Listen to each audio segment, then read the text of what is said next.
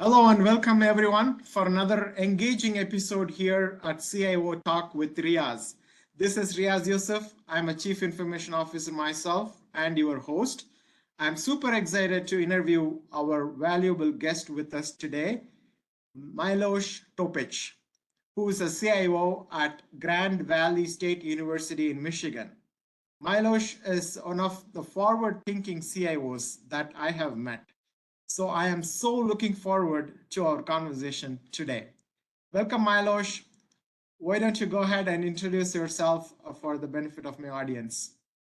Sure. Thank you, Riaz.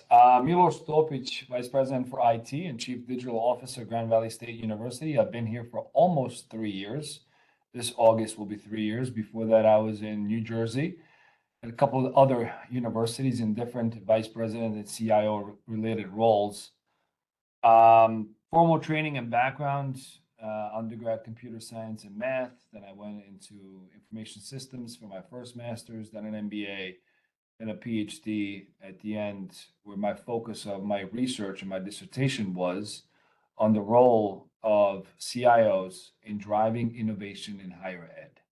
I figured I should pick something I'm passionate about, otherwise, I would quit. So I picked an area of interest that was significant for me, and I've spent a number of years researching that space. That's wonderful. That's great. My apologies for keep messing up your first name. No worries. It's the accents that are not available in English. I get it.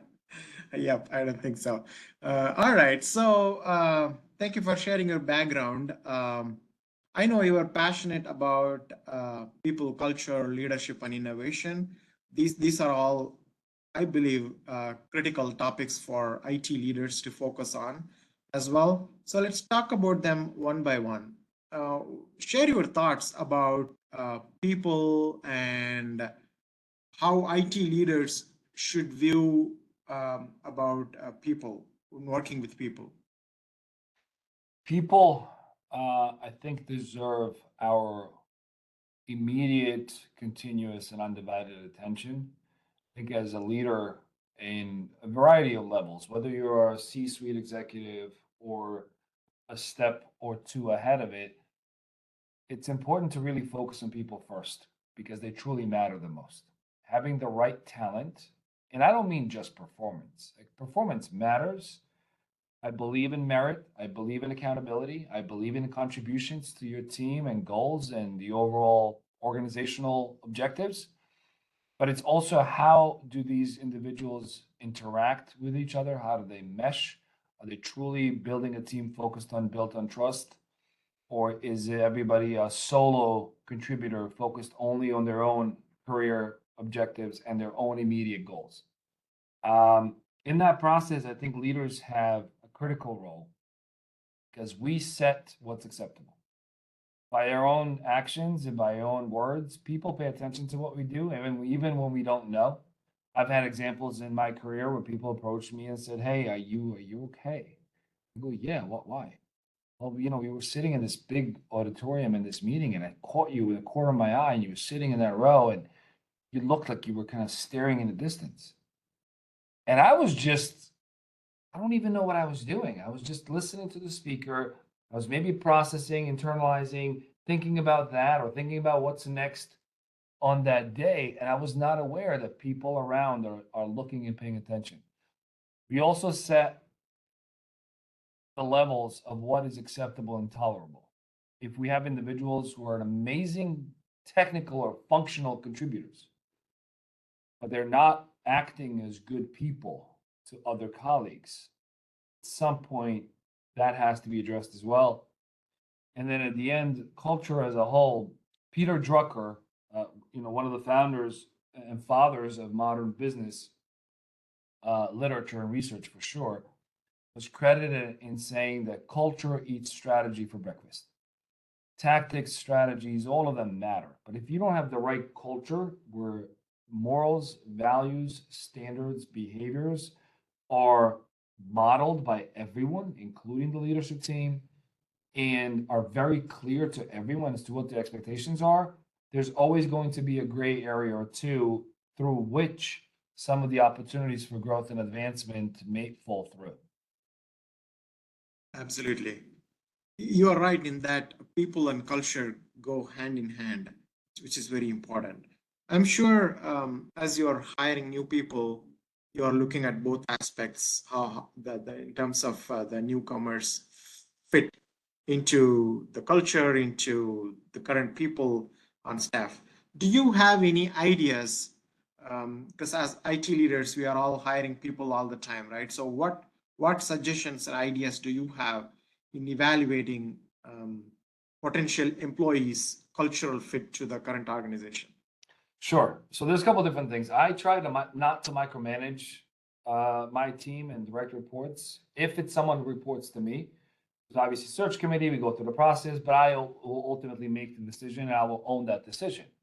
If it's, let's say, one of my AVPs hiring a director that reports to him or her, I might provide feedback, suggestions, guidance, but ultimately it will be their decision to make, but it would also be their decision to own. If 3 or 6 months later that hire has proven not to be a good one, it is on them to make sure that's addressed as well. So you have freedom and autonomy, but it's best when it's paired with accountability. Absolutely. I also, when it comes to hiring, I think we over engineer things, right? We all think we are hiring wizards and experts. And I'm going to find that gem and that pearl that nobody has found so far. Chances are you're not. Sometimes we might, but most of the time you won't. Because if you really think about it, resumes, applications, the interview themselves, Mhm. it's marketing, it's PR, Yep. it's a particularly wrapped product that you won't know what's on the inside until the rubber hits the road. Once they come in and you see them every day, whether it's remote or hybrid or in person, and then work with the rest of your team for several months, then you really know who they are. You're not going to know that in an interview. So, what I believe in, obviously, do your due diligence, ask questions that go beyond uh, functional areas. Yeah, you're hiring somebody who's a system admin or a director of IT services or whatever, the project management office. Sure, you want to know what their experience is in that space. Have they done these types of things before? All important. But ask them other things. Like, some of the questions that come to mind to me all the time is like, talk to me about your biggest mistake you ever made at work. It's If a good anybody idea. tells you, well, I don't have any mistakes, well, you're full of it. You're not honest enough. You're not Mhm. honest with yourself. You're trying to present a particular published version that is not authentic, and that's a Yep. flag. You ask somebody, hey, do you generally make up your mind quickly, or are you really thoughtful and analytical? And then you watch them respond. Not what they tell you, watch them respond. Mhm. Because thoughtful, analytical people might take a different posture. They might sit back. They might start looking down. They might start looking into a spot behind you. You get a better sense as to who they are. You also ask, like what I would ask, one of the questions I love to ask is those who really know you, friends, family, spouse, parents, kids, if you have any, neighbors, how would they describe you in a sentence? Or how would they describe you in 3 words? So you really try to get to the bottom of who they are as an individual, because functional and technical things we can always adjust, we can always learn, we can always put them through a onboarding or training course. But if somebody's joining your team in their 20s, well, 20, even 20s is late, to be honest with you. But definitely if they're coming to your team in their 30s or 40s or 50s, and Mhm. they're set in a particular way, they're not going to change them. Number one. Number two, you shouldn't want to change them. That's not what your job is. Right. Your job is to get the right team together and attract the best talent that you can afford, and then provide them what they need. And then, most importantly, know when to get out of the way. Sometimes we get stuck in the middle of everything. We don't need to be the bottlenecks. Hire the right people, train them, spend time, check in, be an option, be available, but let them fly. Let them make their own decisions. Let them make some mistakes. Let them fall over, pick up, and dust themselves off again, because that's how you build a team that scales. Because if you always have to be the one that makes every single decision, every single call, it doesn't scale. Absolutely not. Totally agree with you, Milos. So you brought up really good questions to evaluate people as part of the interview process. And I don't think there are right or wrong answers. It is the response that you are observing Correct. to make a judgment on. As you're talking about it, something came to my mind. So last couple years, the world is experiencing more of remote working, right? So a couple questions there. One, if you are interviewing someone remotely, how do you how do you evaluate them? Because your approach involves studying body language, how they respond, and all that.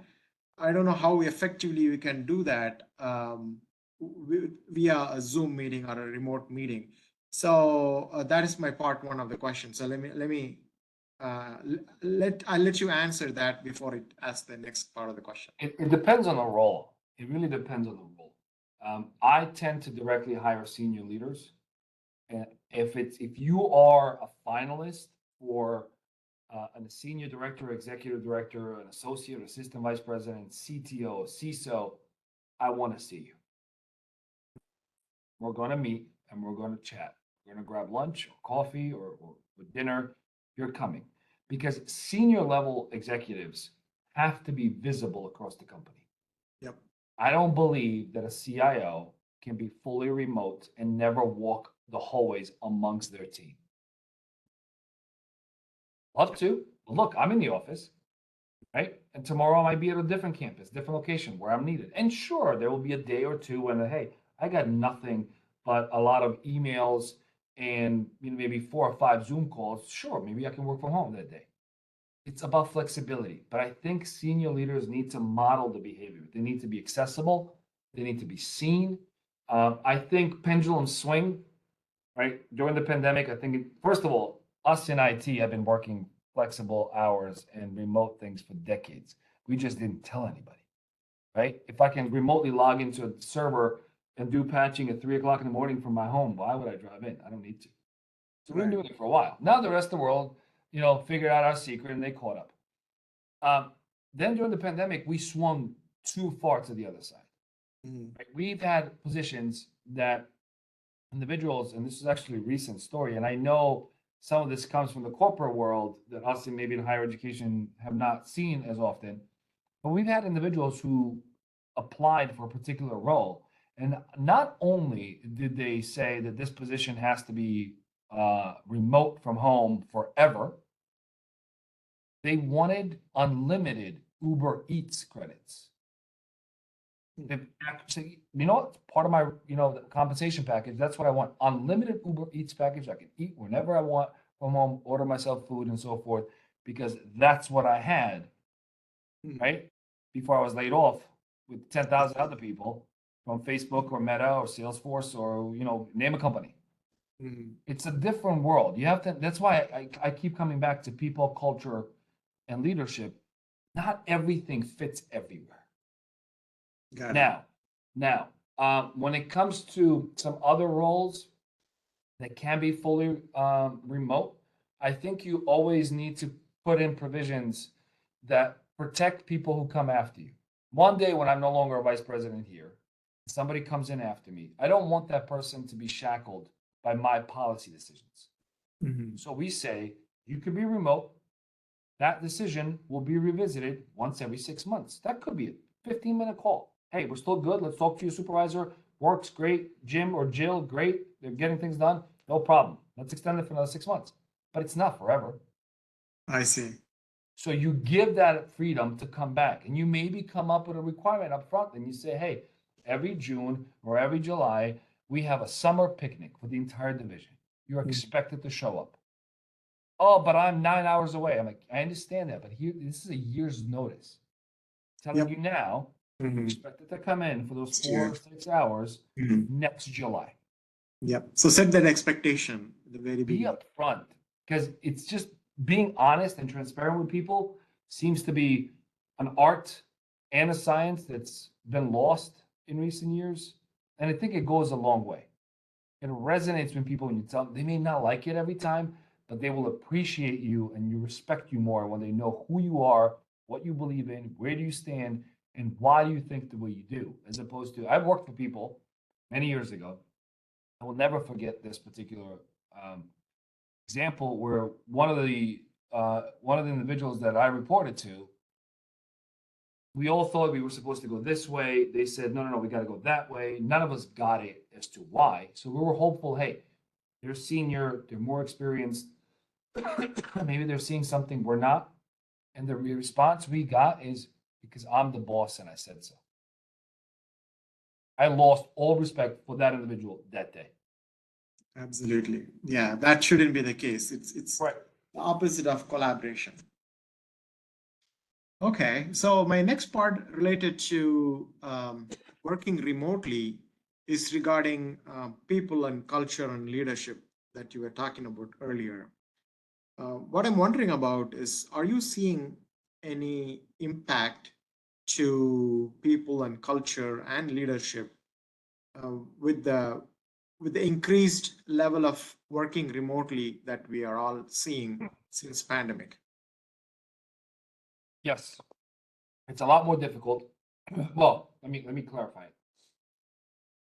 When you do academic research, when you do any kind of research, and you map and you plot your data, the outliers generally get dropped because they're not statistically significant. So you must be in the office 5 days a week forever. It's to me idiotic. You must be remote 5 days a week forever. That's the other extreme. Idiotic, Mhm. right? Mhm. Now, think about it now. I'm involved in a lot of different networks across the nation, and I talk to my colleagues all the time. And I've had a couple colleagues from New York actually say everything is now a Zoom call. I can't just go get coffee or a cup of water and run into Joe and go, hey, just a quick question about that project. What do you think about, should we go left or right? That's a 5 minute conversation. Off we go. I don't have that. Now I got to see when is Joe available? When am I available? Let's schedule a call, right? So not everything is good by going fully remote. I want to acknowledge that. On the other hand, I think the real answer is that we're looking for is flexibility. It's not fully remote or fully on site because you have people who hate both.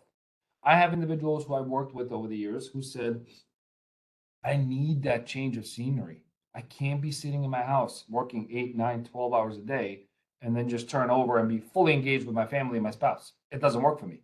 I need that commute. I need that 20, 30 minutes to decompress, to say, leave the problems from the work in the work, leave them in the car. You're now entering home, right? So there's good and bad and ugly for everybody. I think it varies. I think management is more challenging. I think connectivity, feeling part of a team is more challenging. I have a lot of people who I've heard from that they say that they feel isolated because they're sitting in their own home in front of a computer all the time. I also know of organizations that try to come up with this Zoom all the time channel. Like they will come up with a Zoom room that's always on, and everybody pops in at different times, and then that became stressful because it doesn't scale. Then people were like, well, that camera is always on. What if something happens behind me and my kid runs in naked or this thing or that thing? How do I I've account for seen that? that in some cases. Yep. You know what I mean? So I just think legislating with one broad brush stroke across every company, every industry is not the most intelligent way to lead or to govern. I think it's about flexibility. I know of people who, and it's not just where they work, it's when they work, right? We always, keep 9 to 5, but sit at home. Why? What if they really want to work 10 to 6? Because in the morning, they have to get their kids ready to school. They want to go to the gym, come back, shower, and then really commit and then get off at 6. Or what happens if they want to come start earlier because they have to take an elderly parent to a doctor's appointment later in the afternoon? It's flexibility. It's understanding people's needs within the confines of obviously the legal ramifications and policies of that organization. But I think the answer is flexibility. I think either extremes long term will be proven to be wrong. Because I don't know if you remember, years ago, open office was all the rage. Rip up all the offices. Everybody's in a bullpen. Mhm. What's the latest on that? It doesn't work. Mhm. For many, it doesn't work because sometimes you need to have a private conversation. You need to have a confidential conversation. You need a place where it's just you to think, to process, to read, to review your notes you took and see what do you have Right. to follow up on. You can't do Right. that when there's 75 people around you screaming and yelling and listening to music. That doesn't Mhm. work. Right. Yep, So I it's like a think pendulum, flexibility. like you said earlier. Things Yeah. keep moving back and forth. This is one of Yep. those. Great. Let's talk about innovation, right? So, how do you promote innovation in your team? Do you have any ideas or what has worked for you in the past? Share some lights on that. Yes. So Grand Valley State University's Division of Information Technology has one of few. I'm sure there are others. I'm not aware of many, but one of few departments whose full-time job is IT innovation and research. That's something I started here 2.5 years ago with one person, gentleman who was leading our e-learning team. When I met with everyone on our team, I quickly spotted his abilities and his eyes got really big every time we talk about new innovative creative solutions, the way he thought, the way he processed things. So I proposed starting a new area and have him lead it. Right now, it's 4 full-time employees. It used to be one. Now it's 4. And their full-time job is IT innovation and research. They are the scouts you send ahead. They go out there, they meet with companies, businesses, organizations, city, state, federal agencies, and explore, test, innovate, break things, and then figure out what can scale and be added to our toolkit for the whole university in 6 months, in a year, maybe in 2 years, because it's not ready yet. So that's their full-time job. I am fortunate to be able to do that here. I worked at places where I couldn't do that as well. So then you can do it in many different ways, which is lower budget, right? You can reward and recognize people with creative, innovative ideas. You can start building the culture and start walking around and say, hey, what's the main challenge in front of you and how would you solve it?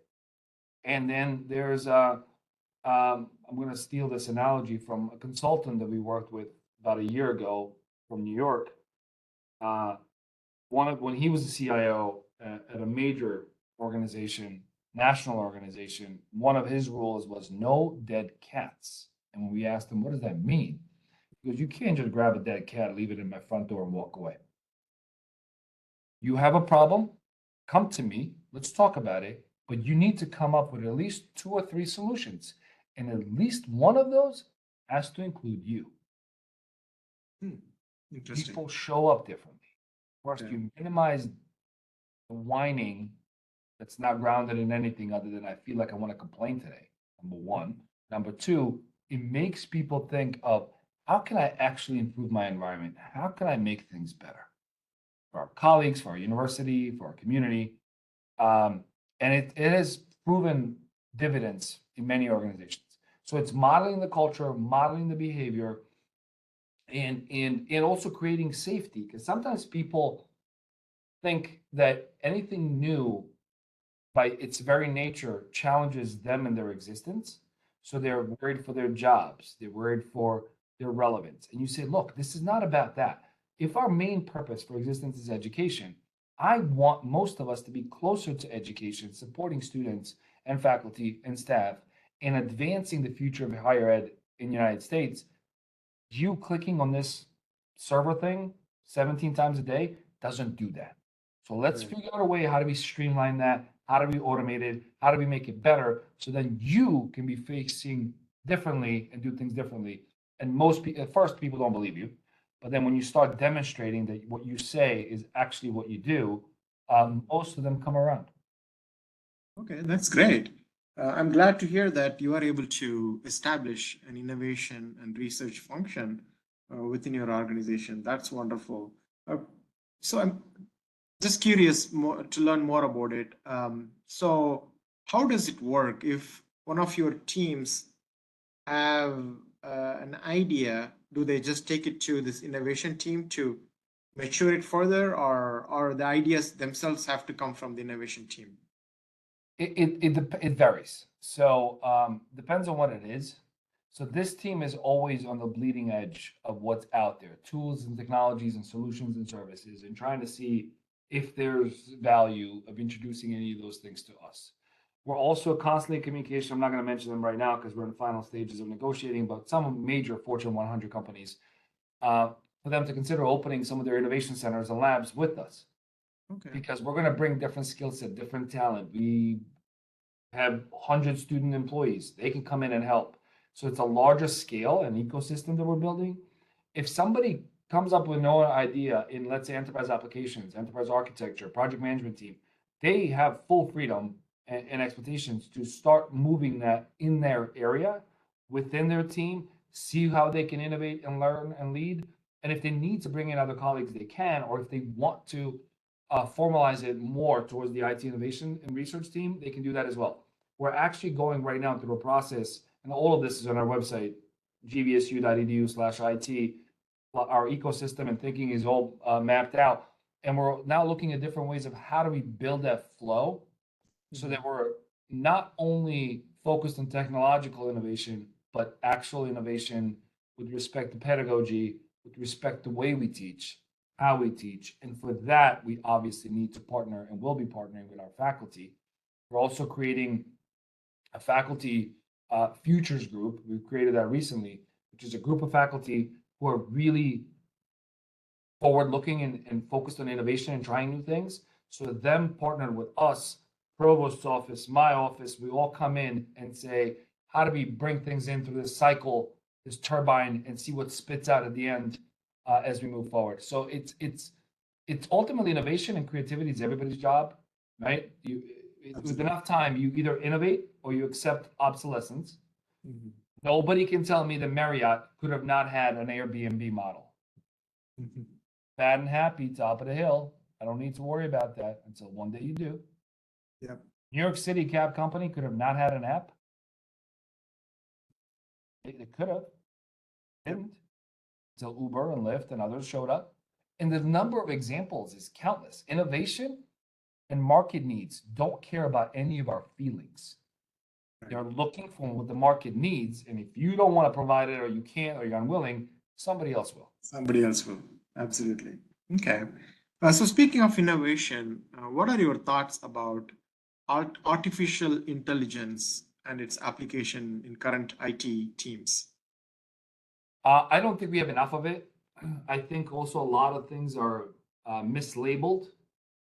I've met with prospective partners and vendors who have claimed that their product is uh, grounded and built on artificial intelligence. And when we started looking at testing it, it was spell check and autocomplete. I see. I mean, sure, could you say it's lazy AI? If you look at those concentric circles, would it fit into one of those? Probably.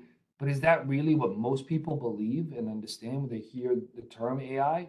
No. So I think there's a lot of marketing and PR, even before ChatGPT exploded 6 months ago. Even before that, there was a lot of mismanagement in PR. This is AI. I'm like, what's that? It's not even ML, machine learning, but sure. So there's that. So we need some truth and honesty and transparency in our industries. Number one. Number two, I don't think that we are. Again, I hate speaking in absolutes because I know how little truth they bring forward. But overall, I don't think people are really intentional as to what problem they solve.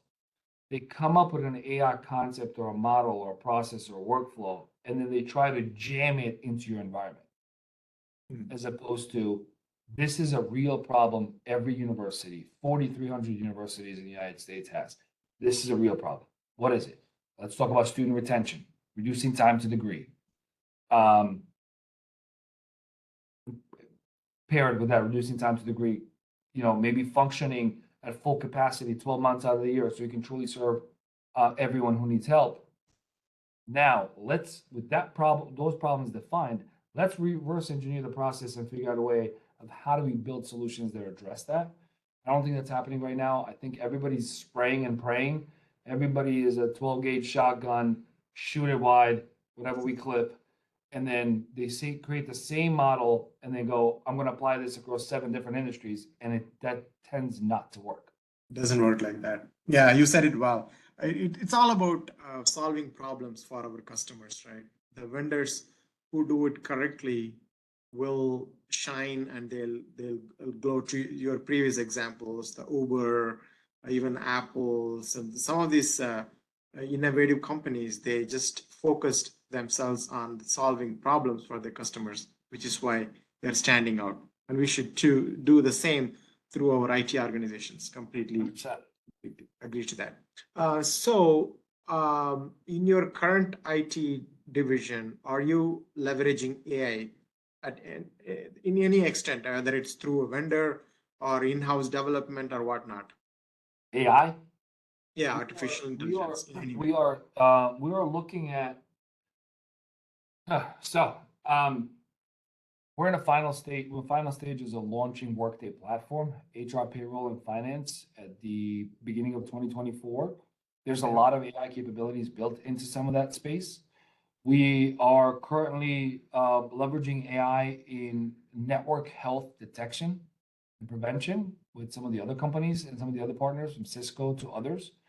And we are also looking into repetitive tasks. How do we streamline, whether it's a chatbot that's really intelligent and hooked into Zoom or Teams or WebEx, and really can serve as that help to people 24/7. Somebody wakes up on Sunday at 2 o'clock in the morning and they have a critical need and we're not open, there's a place to start. So we're experimenting with those things. We're also looking into um, how do we how do we navigate, help students through their journey? I mean, this is so early, we're not there yet, but we're having some conversations. Is how do we help students navigate through their career pathway and their educational journey to really understand what courses are needed, in what way, what sequence, what order, what priorities, and why. So there's a lot of, we were also very close to partner with our HR colleagues last year to look at talent onboarding and application processing through an AI process. But we ended up pausing that project last minute because of Workday and some other initiatives took a lot of our time and their time. So we didn't proceed. But we're always looking and experimenting. I wouldn't say that we have anything that's truly like this is a true AI model that impacts the lives of 30,000 people every single day in production. But we have a lot of different things in test. Got it. Okay, that's great. That's wonderful, Milos. Chat GPT is out for the last 6 or 7 months. Yep. Are any of your IT team members leveraging Chat GPT for their programming, or I don't know what other applications Chat GPT has? I mean, to be honest with you, I don't know. Okay. I know that people experiment. We had a panel early on at the university where I and the provost and a number of our faculty were on, and we talked about good, bad, and ugly. What's really refreshing in Grand Valley State, unlike some other places, is our faculty are not afraid of change. We've had a lot of faculty who said, you know what, this thing is here. You can't put the genie back in the bottle. Why are we scared of it? Let's just figure out a way. Is it good? Is it bad? Is it ugly? Is it biased?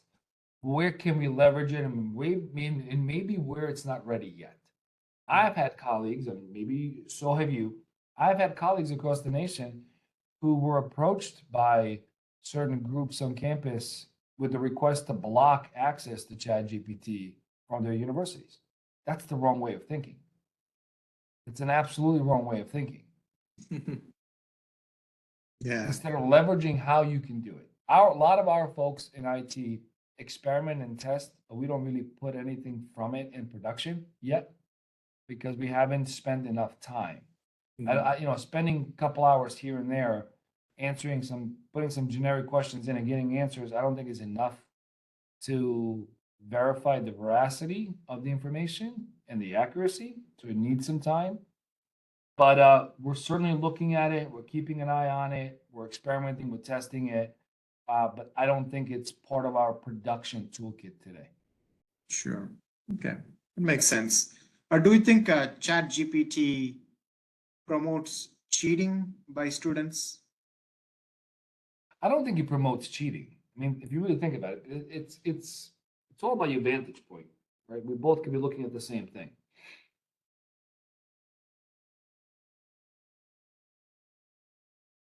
it speeds up time. It saves time and creates good drafting opportunities, right? So like when I'm asked to write an article um, for an IT publication, I would sit down, open Word, blank, and go, my thoughts, right? What I can do now, I haven't done it yet, but what I can do now is I can put my article in there, or I can put the topic of the article in and say, give me stuff.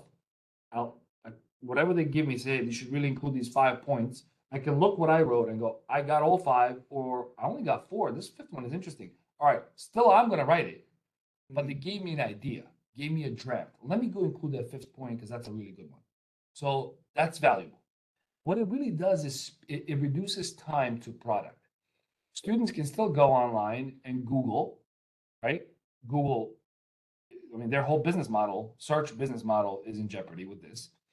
Google, I can still Google it, find snippets, rework it, change it, blah, blah, and that's going to take me 7 days to do. This does it for me in 17 seconds. It's the same thing. The real question is, are we teaching the right way? Are we asking the right questions? Because if what are we saying? Write me your perspective on Napoleon's invasion of whatever, right? Okay. Is that, unless I am a historian or unless I am going into certain fields, is that the right metric that we can use to leverage somebody's knowledge progress for their career moving forward? I think we need to be more flexible and reimagine how we ask questions. Can it enhance cheating? Yes. But then it's a cat and mouse game, right? There's products out there where you put in ChatGPT and you put in an AI tester and it says 95% generated by AI. But then there's a third product. If you go from ChatGPT, you put it there, it reworks it, and then you put it back in a tester, and tester says only 2% AI written. So are those students lazy? Are they cheating? Or they're creative? Or they're using what's at their fingertips? I remember decades ago when I was in, elementary school or high school, I had to learn who was whatever, right? Who was the Supreme Court? Who were folks in the Supreme Court on this year? Who was 17th president? What year did Caesar give that speech? Today, it's 3 seconds on my phone in my pocket. Right. Yeah, things are Same changing. thing. It's the same. Everything is changing. That's the thing. We need to understand that the world is always evolving, and there's a lot of really good things in the past that we can keep and build upon. And we don't need to change everything for the change sake. But if imagine kids that are born today in 23, what will their tech experience be 17 years from now when they go to college, or 18 years from now when they go to college? We can't even figure that out. No, absolutely not. Yep. So I think it's just important to understand what it is. Again, either extreme is probably not productive. It's how do we find ourselves in the middle, help, learn, adjust, and move forward. Well said, well said. Sort of connected to that, do you think Chat GPT will eliminate some jobs? Yes. Yes, I do. I think it will eliminate jobs. I also think it will create new ones. I think it's important to know how to ask questions because I haven't been actually using it in the last few weeks at all. But at one point, I would go in there and ask it questions to get a pretty good answer. One of the first things I asked, I said, write me a PR piece on the value of higher education. It did pretty good. Then I asked, talk to me about threats facing higher education as it moves forward.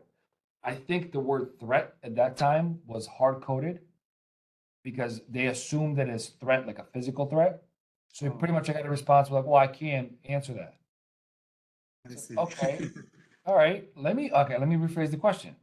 What are major competitors to traditional universities? Gave me the answer. So knowing how to ask questions is going to be an important job as you move forward. I do believe it will eliminate a lot of things. It will reduce it. I think still human. I don't think it's going to happen anytime soon, right? But I do think it will, if your job is to draft a contract, because I remember watching this video, I don't know if it was what social media platform it was, but in the first month or two of ChatGPT kind of being all over the place, I remember this young gentleman who's a lawyer, a real estate attorney, who just finished law school maybe 6 months ago, still has years of loans to pay back, and he is recording his reaction and says, "Write me," and he goes, and I'm going to trick it. "Write me a lease agreement for a multi-tenant unit." And then he's like throwing in all these kinds of things, and it gave him a lease agreement that was spectacular. It even included force majeure and certain other clauses that he didn't even mention. Right? So now you can say, "Oh my God, I'm no longer needed." Or you can leverage that, and then you, as an expert attorney, review it and make sure it's right and accurate and legal. And you can now get back to your clients that same day, as opposed to, "I need that agreement," and you go, "Sure, I'll get it to you in a week." Yeah, yeah. So we got to find tools and technologies to work for us, not the other way around. It's not always a battle. Now, do I think certain articles and books will be written by AI? Yes. Do I think certain PR publications will be written by AI? Yes. Do I think some of that thing will happen? Yeah. But that was the same thing when, Industrial Revolution, or, how far back you want to go. Every new change and innovation disrupted the environment as it was, and then created a new one, and then disrupted again, and then created a new one. How long have you been hearing about all truckers will be out of job because the trucks will drive themselves? Hasn't happened yet. Long time. Yep. They were saying it for 20 years now. Yep. It's never happening. Yep. So That's true. there's it's all about your perspective of how you approach it, and how current do you stay. If you really educate yourself on it, I think I look at tech as something that helps people do things better and more effectively, efficiently, not as something that competes with people. Wonderful. Thank you, Milos. Before we conclude, do you have any business books recommendations for my audience? Oh man, there's so many I can think of. I'm actually pulling up a note of some of the books I've read recently and listened to. One that's, I don't know if it's really business, but it really applies to life. Chris Voss, former FBI negotiator, his book "Never Split the Difference" is so applicable to anybody who negotiates, who leads, who works with outside organizations. A lot of CIOs do.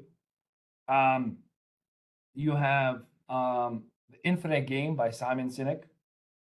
It's the mindset, because many people go and say, "I can only be successful if you're not." It's the same pie.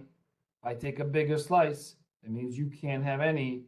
The only way for me to succeed is to knock you out of the game. Or you can say, "Let's just go bake another pie." Interesting. Right? There's two ways to have the tallest building in town, right? One is to knock everybody else's building down. Sure. Two, to just build the tallest building in town. Yep. So, That's and then good. I would give one more. Third, this is the one I just finished. Brene Brown, Yep. Dare to Lead. It's been published several years ago. I just came across it recently. There's a lot of important things in there where you balance empathy and understanding and compassion with tough conversations. Where sometimes things have to be done, sometimes things need to be adjusted, sometimes relationships need to be changed, and knowing how to do that, I think it's really important. So I would say those three, but I have plenty others I can share down the road if needed. Wonderful. The last book that you mentioned is that title Learn to Lead by Renee Brown. Dare to Lead. Or Dare to Lead. Okay, Dare thank to you. Lead. Brene Brown.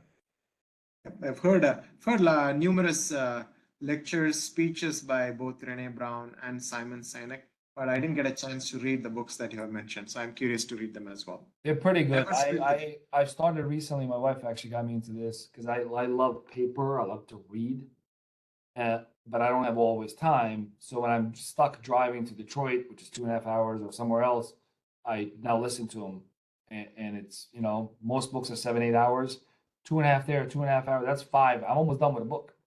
So I've gotten myself to be able to listen in the car. Great idea. The audible helps in that sense. It's Yep. great. Thank you, Milos. Where do my audience find more about you and connect with you if they choose to? Anywhere, whether it's, I have my own site, which I'm actually redoing right now. I've done a lot of coaching for people who are looking to advance in their careers over the years, which is my first name, last name.com. So it's milosstolpic.com. LinkedIn will probably be a good place. Twitter, even though I haven't been on it recently, to be honest with you, but my handle is Topic M. So, but I would say LinkedIn professionally would probably be the place to easy get a hold of me, and I'm fairly responsive. That's great. Thank you so much, Milos. I enjoyed the conversation, learned a lot of nuggets from you, and I'm sure my audience will do as well. Thank you, and have a great rest of your day, Milos. Thank you very much. Likewise.